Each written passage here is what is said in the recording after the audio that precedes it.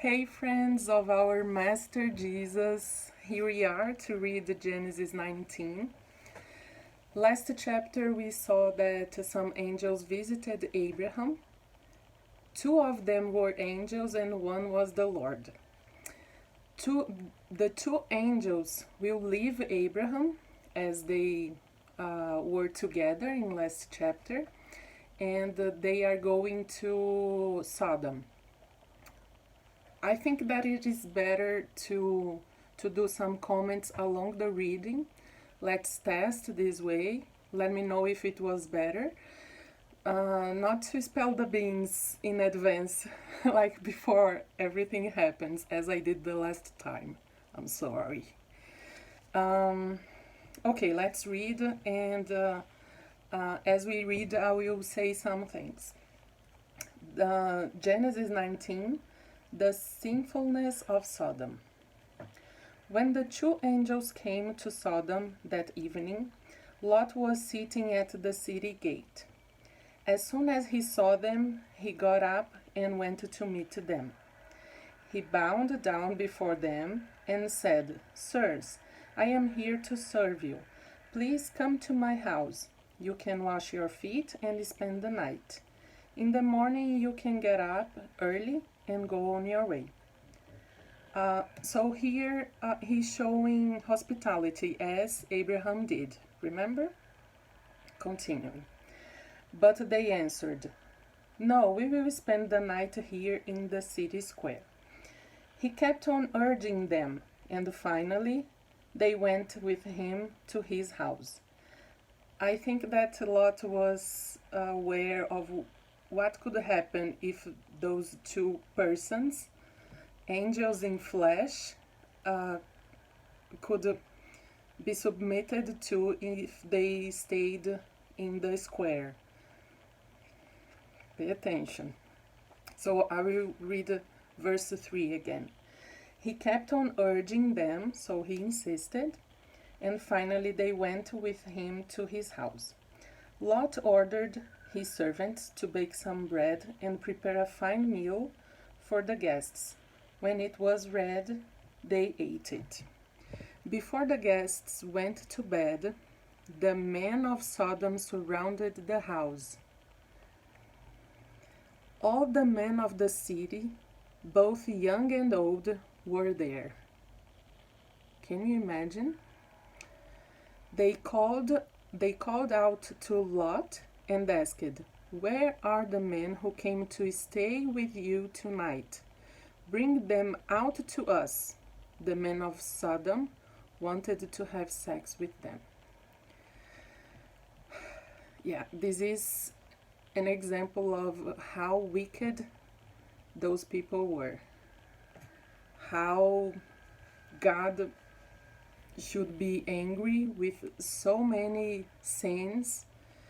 And well, this gives an example to us. The men of the city wanted to rape the two angels. They didn't know they were angels, but the two visitors of the city. Verse 6. Lot went outside and closed the door behind him. He said to them, "Friends, I beg you, don't do such a wicked thing. Look, I have two daughters who are still virgins. Let me bring them out to you, and you can do whatever you want with them. But don't do anything to these men. They are guests in my house, and I must protect them." I don't know if this is something fair, like to put his daughters in danger like that. I don't think this is fair, but that's what happened. That's what the story tells us. Verse 9. But they said, "Get out of our way, you foreigner. Who are you to tell us what to do? Out of our way, or we will treat you worse than them." They pushed Lot back and moved up to break down the door. But the two men inside, the angels, reached out, pulled Lot back into the house and shut the door. Then they struck all the men outside with blindness, so that they couldn't find the door. Lot leaves Sodom. Verse 12.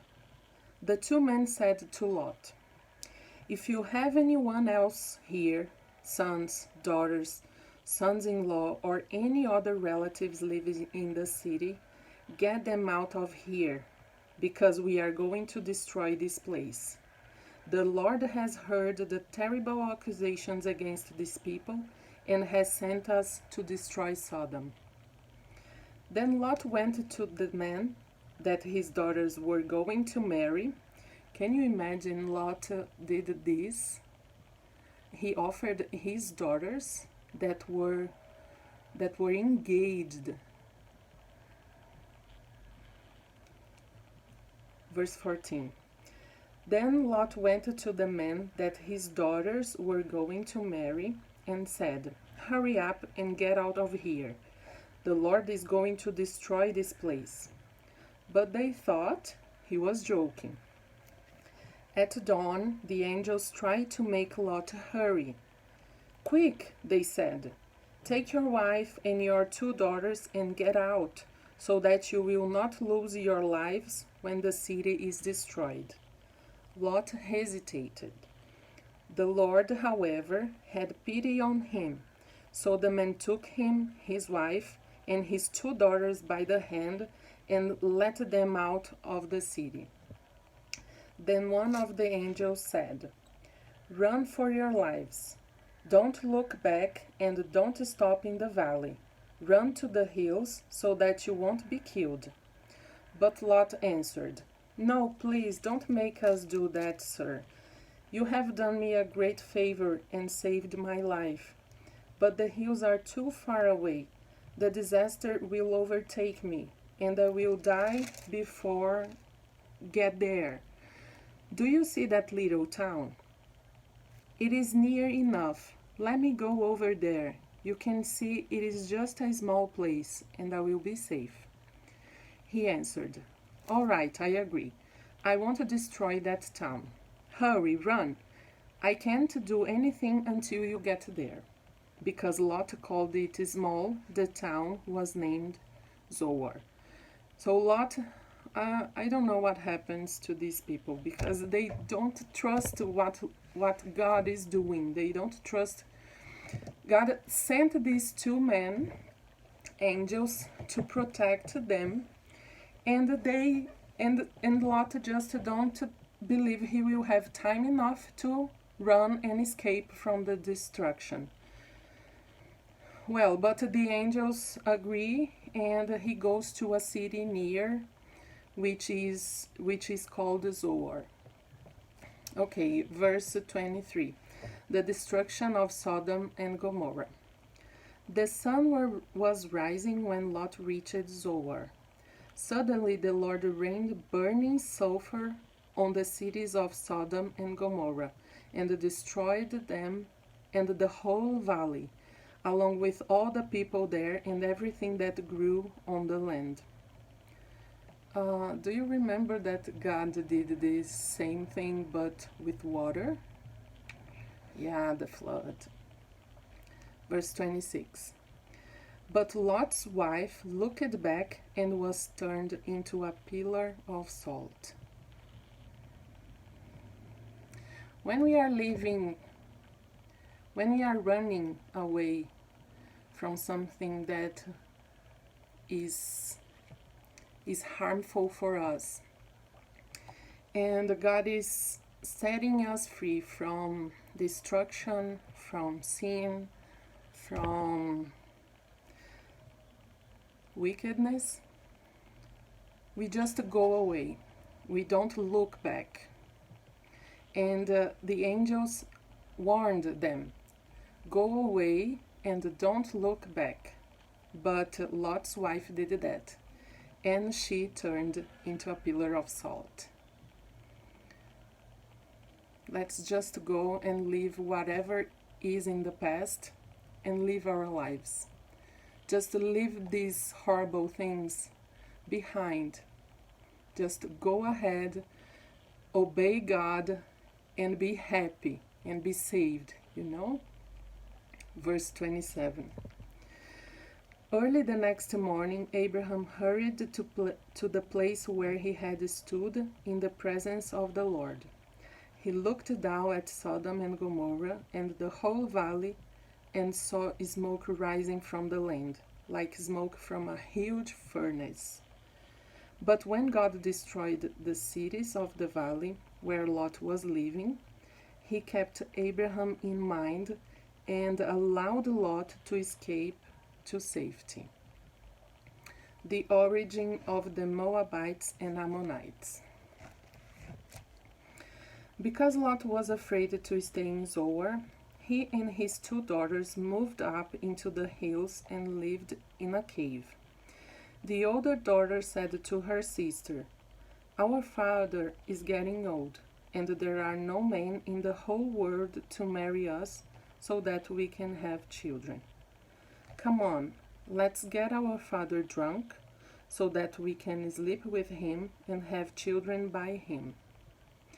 That night they gave him wine to drink, and the older daughter had intercourse with him, but he was so drunk that he didn't know it. The next day the older daughter said to her sister, "I slept with him last night. Now let's get him drunk again tonight, and you will sleep with him. Then each of us will have a child by our father."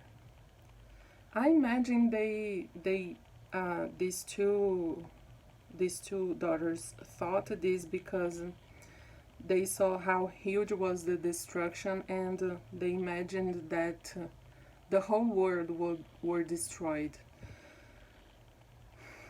And having descent was very important.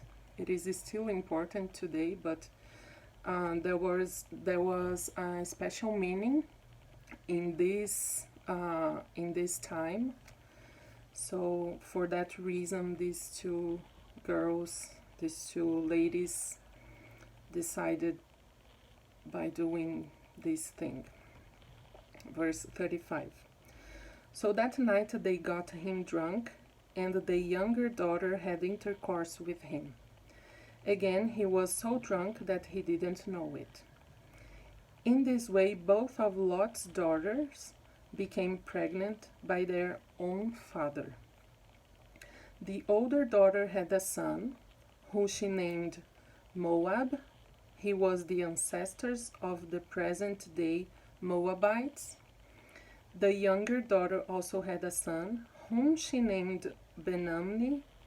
He was the ancestor of the present-day Ammonites. Many teachings here, huh? Many. Let me know what you liked the most.